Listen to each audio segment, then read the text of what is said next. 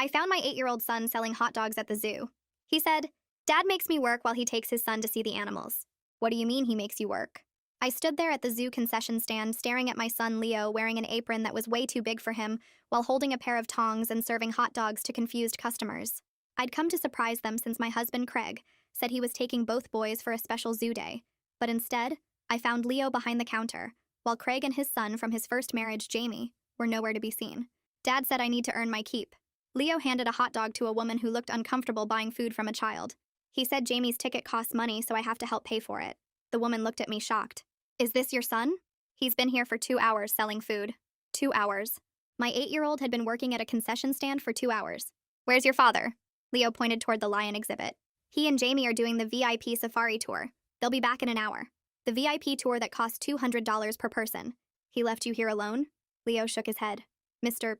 Frank is watching me." He pointed to a teenage employee who was sitting on his phone.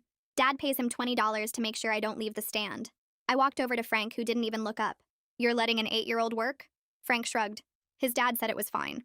Said the kid needs to learn responsibility. He finally looked at me. "You the mom? Your husband said you were cool with it."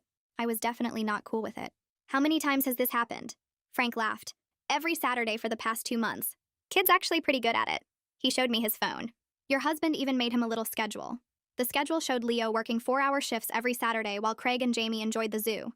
"He's 8 years old. This is child labor." Frank shrugged again. "Not my problem. I just make sure he doesn't burn himself on the hot dog roller." That's when Leo called out. "Mom, I can't leave." Dad said if I don't finish my shift, he won't bring me next time. He thought this was normal. He thought working at a concession stand was part of going to the zoo. "Honey, you don't have to work. You're supposed to be seeing the animals." Leo's face fell. "But Dad said Jamie's special and deserves to see everything. I'm just regular, so I have to contribute. Just regular." My husband was calling my son regular while treating his other son like royalty. A zoo employee in a manager shirt walked over. "Ma'am, is there a problem?" I pointed at Leo.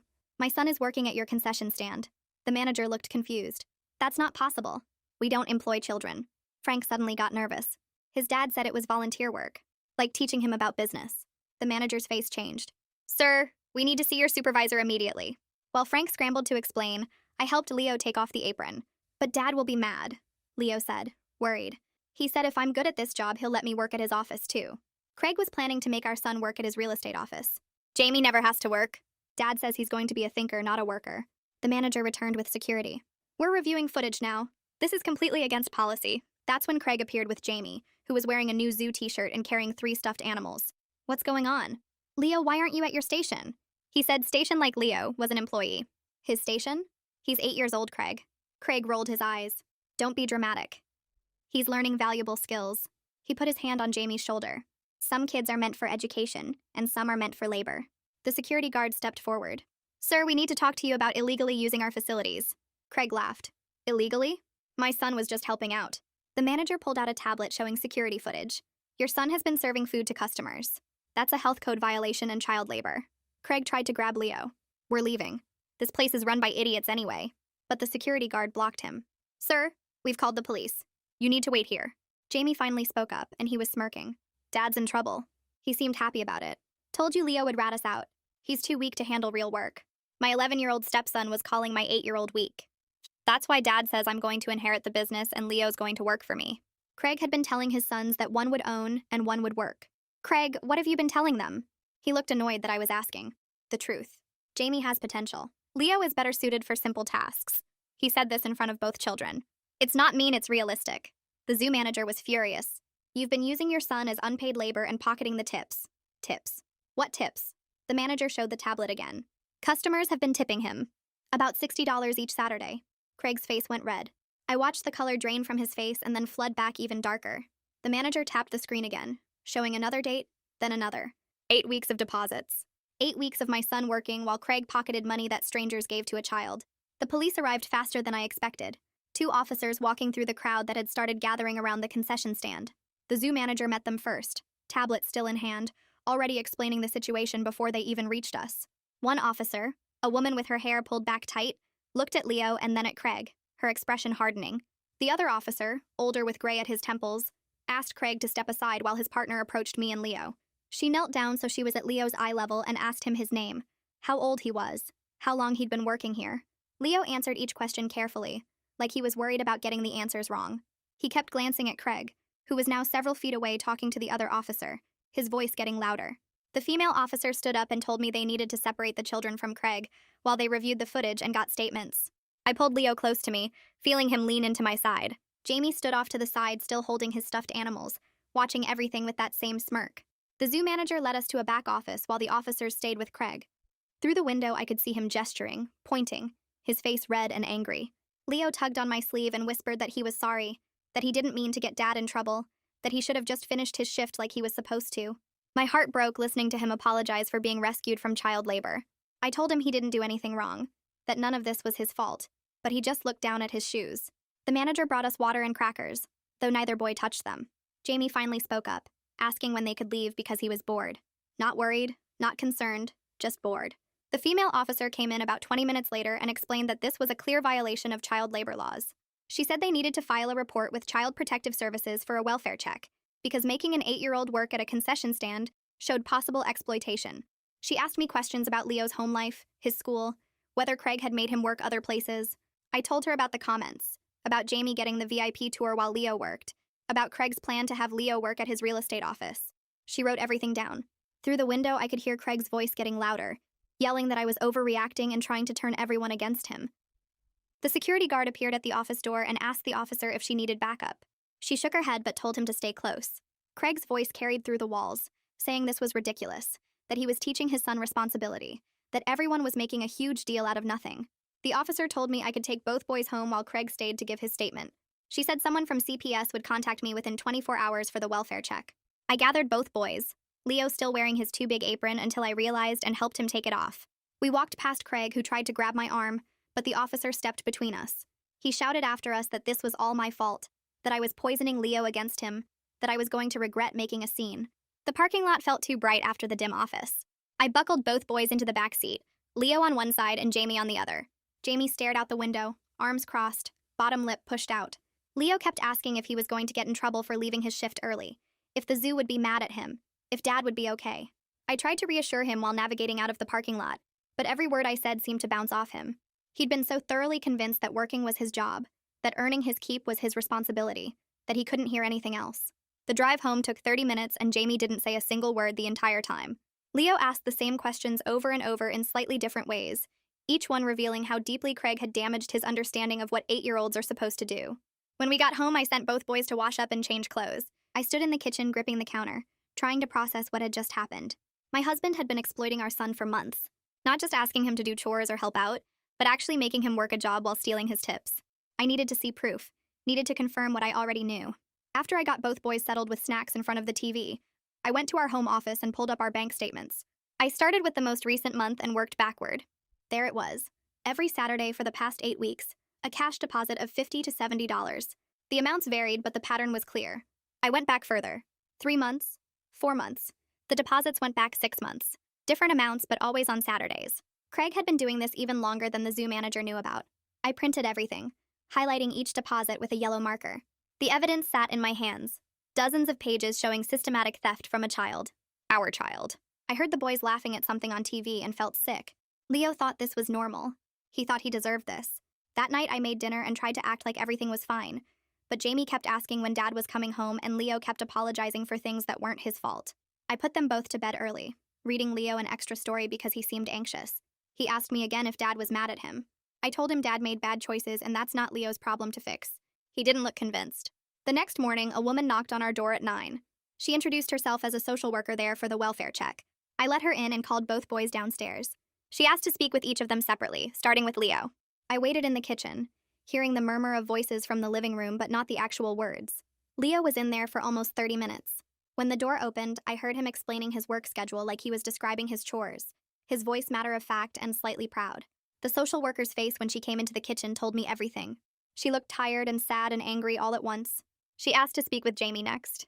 He was only in there 15 minutes and came out looking annoyed. The social worker asked me for permission to look at Leo's room, to see where he sleeps and does homework. I showed her upstairs, pointing out that both boys have their own rooms with desks and bookshelves and toys. She thanked me and said someone would be in touch soon. After she left, I called the number she'd given me for a family law attorney named Caitlin Hudson. The receptionist said she had an opening that same afternoon at 3. I arranged for a neighbor to watch the boys and drove downtown to her office. The building was older but well-maintained, with a small waiting room that smelled like coffee. Caitlin came out exactly at 3, a woman in her 40s with short dark hair and a firm handshake. She led me back to her office and listened while I explained everything. She didn't interrupt, just nodded and took notes. When I finished, she asked to see the bank statements. I handed her the stack of highlighted pages and watched her review them, her expression getting harder with each page. She looked up and told me bluntly that Craig's behavior showed a pattern of exploitation and psychological abuse that went way beyond one incident at the zoo. She said the bank statements proved financial exploitation, the security footage proved child labor violations, and Leo's own words to the social worker proved emotional abuse. She explained that I needed to document everything, starting immediately. She wanted a detailed account of Leo's daily routine, any instances where Craig treated the boys differently, any comments Craig made about their futures or their worth. She said to write down everything I could remember, no matter how small it seemed. I spent the rest of that day filling pages with memories I wished I'd paid more attention to at the time. Craig telling Leo he needed to help more around the house while Jamie got to play video games. Craig saying Leo should focus on practical skills instead of advanced math classes. Craig explaining that some people were naturally gifted, and others had to work harder to find their place. I wrote it all down with my hand cramping and my stomach twisting because seeing it laid out like this made it impossible to pretend these were isolated incidents. This was a pattern. This was intentional. The next morning, I drove to Craig's office without calling first. The receptionist looked surprised when I walked past her desk toward the back offices. I found Craig's business partner sitting at his desk reviewing contracts. He looked up and stood quickly when he saw my face. I asked if we could talk privately about Craig and Leo. He closed his office door and gestured to a chair. I explained what had happened at the zoo and what I'd discovered about the tip money and the work shifts. His expression shifted from confused to uncomfortable to genuinely concerned as I talked.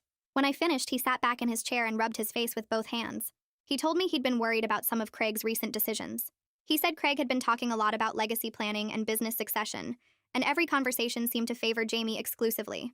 He mentioned Craig had brought up the idea of Jamie joining the firm after college, while Leo could handle administrative work or property maintenance. I felt my chest tighten hearing this confirmation that Craig's plans went far beyond the zoo. He said he'd been uncomfortable with the way Craig talked about the boys like they were already sorted into categories, but he hadn't realized it had gone this far. He agreed to document any conversations about the boys and provide a statement if I needed one. He said he couldn't support a partner who exploited his own child, and he meant it. I thanked him, and left feeling like I had one more piece of evidence that this wasn't just me being dramatic or overprotective. Caitlin had given me the name of a child psychologist who specialized in family dynamics. I called from the parking lot and got an appointment for the next afternoon. I picked Leo up from the school early and told him we were going to talk to someone who helped kids figure out their feelings. He asked if he was in trouble. I said no. We just wanted to make sure he was doing okay after everything that happened. The office was in a medical building with cheerful paintings on the walls and a waiting room full of toys. A man came out and introduced himself and shook Leo's hand like he was meeting another adult. He asked Leo to come back to his office and told me I could wait in the reception area. I sat there for 40 minutes watching the clock and trying not to imagine what Leo was saying. When the door opened, Leo came out looking relaxed and told me the doctor was nice and had a really cool fish tank. The psychologist asked if I could stay for a few minutes to talk. I followed him back to his office and sat in the same chair Leo had used. He asked Leo to wait outside with the receptionist. Then he turned to me with a serious expression and explained that during their conversation, Leo had casually mentioned several things that concerned him. Leo said he knew he wasn't as smart as Jamie because his dad had explained that some people were meant to think, and some were meant to work. Leo said he was okay being a worker because everyone had to have a job, and his job was to help out. The psychologist said this, so matter-of-factly, that it took me a second to process how awful it was hearing my 8-year-old's internalized beliefs spoken out loud. He told me Leo showed signs of internalized inferiority, and had been conditioned to accept differential treatment as normal and deserved. He said Leo genuinely believed his father's assessment of his worth and capabilities. He recommended therapy sessions twice a week, and warned me that undoing this kind of psychological damage would take time. He said it would be especially difficult while Leo was still living with Craig, and being exposed to the same messages that created the problem. I asked what I should do, and he said I needed to consider whether Leo's current living situation was healthy for his development. He couldn't tell me what to do legally, but he could tell me that continued exposure to someone who viewed Leo as inherently less valuable would make recovery nearly impossible. I scheduled the twice-weekly appointments and took Leo home feeling like I was watching my son slip further away from me, even though he was sitting right there in the passenger seat. That Saturday morning, Craig announced he was taking the boys to the Science Museum. I told him Leo wasn't going anywhere with him unsupervised. Craig's face went red and he asked what I meant by that. I said exactly what I said. He wasn't taking Leo anywhere alone. Craig started yelling that I was poisoning Leo against him and destroying their father-son relationship. I pointed out that he was the one who turned their relationship into an employer-employee situation. He said I was being dramatic and unreasonable and I was going to ruin everything over one misunderstanding. I told him there was no misunderstanding. He'd been exploiting our son for months, and I had the bank statements and witness statements to prove it. He grabbed his keys and said he was taking Jamie then, and I could explain to Leo why he had to stay home. I said that was fine and watched him storm out with Jamie following behind looking confused. Leo asked why he couldn't go, and I explained that Dad needed to understand some important things before they could spend time together like they used to. Leo nodded, but I could see he thought he'd done something wrong. Monday morning, Caitlin called and said she was filing for emergency custody modification and a protective order requiring supervised visitation. She explained the paperwork cited the child labor violations, financial exploitation, and psychological harm documented by the therapist. Craig would be served with papers at his office that afternoon. I asked what would happen next, and she said we'd have a hearing within a few weeks where a judge would decide on temporary custody arrangements. She warned me Craig would probably react badly to being served. I thanked her and tried to prepare myself for whatever was coming. At 4:30, my phone rang.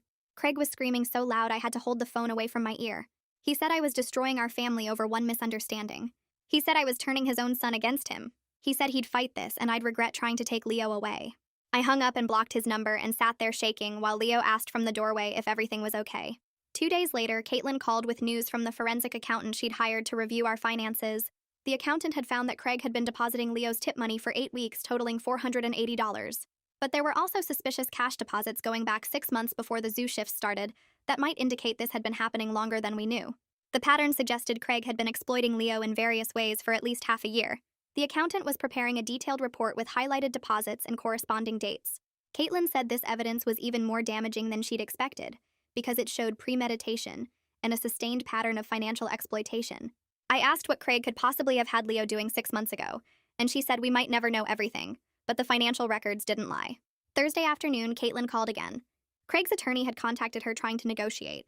They were offering to return the tip money and promising Leo wouldn't work anymore. Caitlin asked if I wanted to consider their offer. I said no. She sounded pleased and told them we weren't interested in deals because the issue was Craig's fundamental belief system about the boy's worth. The tip money was just evidence of a much bigger problem. She said Craig's lawyer had sounded worried, which meant they knew the evidence was damaging, and they were scrambling to limit the damage before it got to court. The custody evaluation happened the following week. A court-appointed evaluator interviewed both boys separately, along with me and Craig. I didn't get to hear what either boy said during their sessions.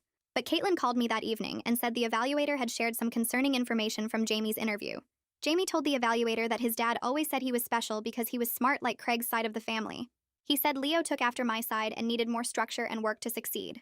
The evaluator noted in her report that Jamie had been taught to view his stepbrother as inherently inferior, and this was affecting both boys' development.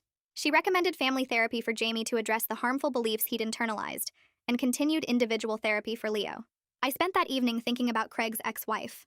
I'd met her a few times at Jamie's school events, but we'd never really talked beyond pleasantries. I found her number in my phone and called before I could talk myself out of it. She answered on the third ring, sounding cautious. I explained what had been happening with Leo and Craig, and how Craig's beliefs were affecting both boys. There was a long silence. Then she said she wasn't surprised.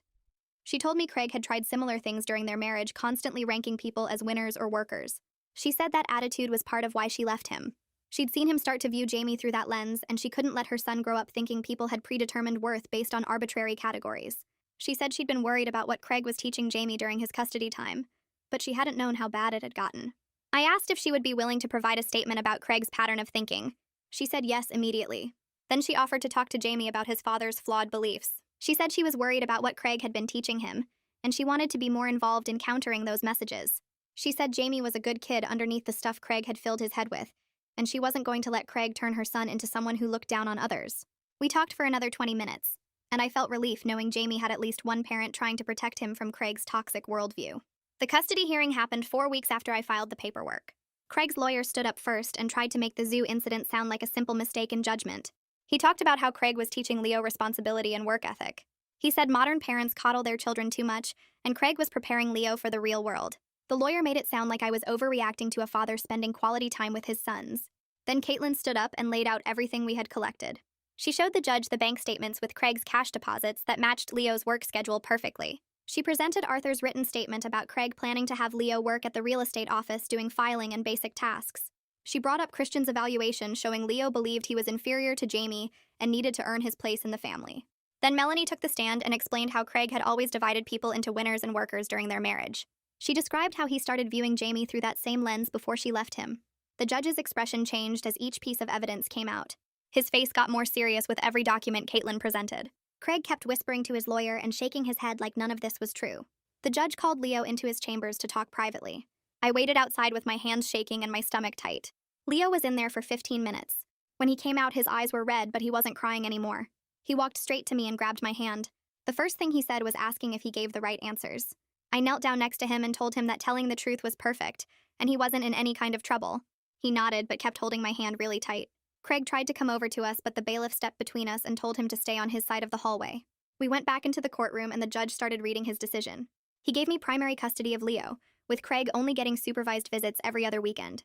He ordered Craig to take parenting classes about child development and what expectations were appropriate for different ages. The judge said Craig had to pay back the $480 in tips directly into Leo's savings account within 30 days. Then the judge looked right at Craig and said any future exploitation would result in complete termination of his parental rights. Craig's face went pale. His lawyer tried to object, but the judge said the decision was final. 3 months passed and everything changed. Leo started going to therapy twice a week, and Christian said he was making real progress.